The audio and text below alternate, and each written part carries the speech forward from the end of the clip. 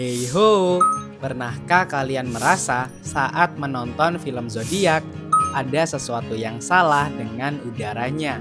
Seolah-olah kita sedang menghirup debu dari arsi tua yang sudah membusuk. David Fincher tidak menaruh elemen-elemen itu secara acak. Setiap warna, setiap sudut kamera adalah kalkulasi matematis untuk membuat kita merasakan obsesi. Mari kita bedah satu persatu, mulai dari bahan dasarnya yaitu unsur visual. How did you know he wasn't going to give his name? Dangerous animal. Pertama, mari kita bicara soal warna. Fincher menolak menggunakan warna-warna cerah atau saturasi yang tinggi seperti khas film Hollywood biasa.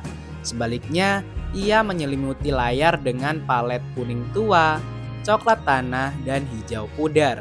Ini bukan sekadar penanda waktu era 70-an, tapi ini adalah representasi visual dari penyakit masyarakat saat itu.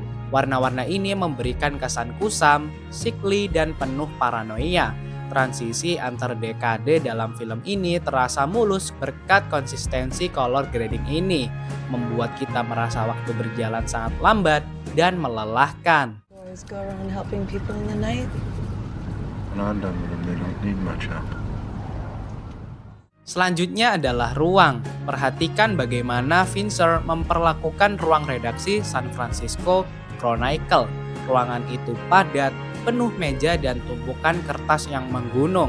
Ini menciptakan efek klaustrofobia, sebuah visualisasi nyata tentang bagaimana karakter-karakternya perlahan tenggelam dalam lautan data dan informasi. Sebaliknya, saat adegan outdoor, Fincher sering menggunakan extreme wetsuit untuk menunjukkan betapa kerdilnya manusia di tengah kota yang luas dan dingin.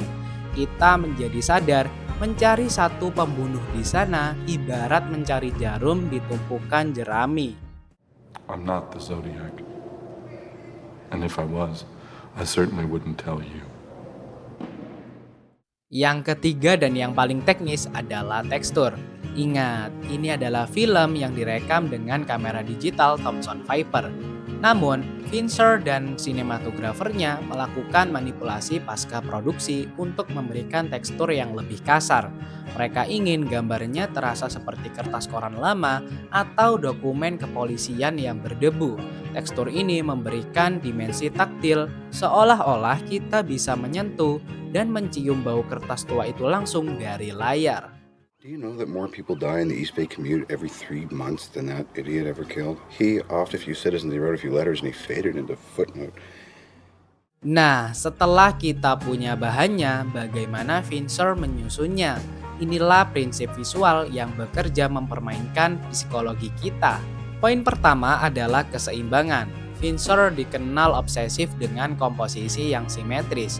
Di awal film, beberapa shot terlihat sangat rapi, seimbang, dan lebih formal. Ini melambangkan dunia hukum dan jurnalisme yang seharusnya tertib.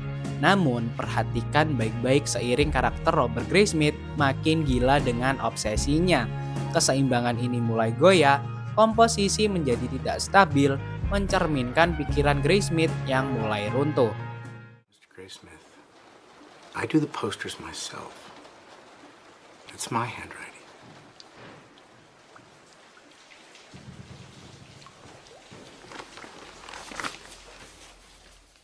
Kedua adalah kontras. Bukan cuma soal pencahayaan di mana bayangan hitamnya benar-benar pekat untuk menyembunyikan si pembunuh, tapi juga kontras suasana. Bandingkan kebisingan dan kekacauan di kantor berita dengan kesunyian total yang mencekam di adegan pembunuhan tepi danau. Kontras ekstrim ini menciptakan ritme yang dinamis, membuat kita tidak pernah merasa aman baik di tempat ramai maupun sepi. It's all gonna be okay.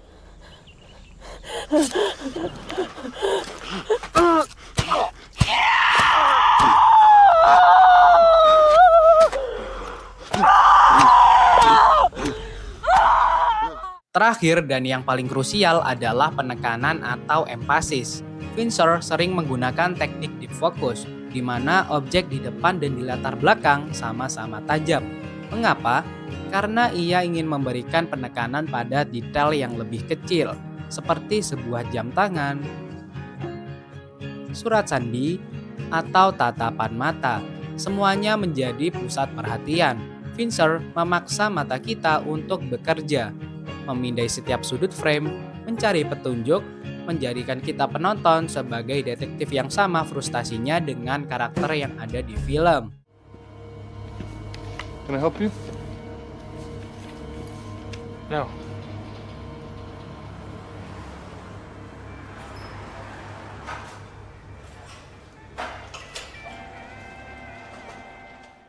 Kombinasi unsur dan prinsip inilah yang membuat film Zodiac bukan sekadar film tentang siapa pembunuhnya, tetapi tentang bagaimana rasanya hidup dalam ketidakpastian. Jika kalian suka bedah visual dan analisis sinematik seperti ini, tekan tombol like, jangan lupa subscribe dan nyalakan lonceng agar tidak ketinggalan saat kami membedah masterpiece lainnya. Tulis juga di kolom komentar adegan mana yang menurut kalian paling disturbing secara visual. Jangan lupa share ke teman pecinta film kalian. Sampai jumpa di analisis berikutnya. See ya!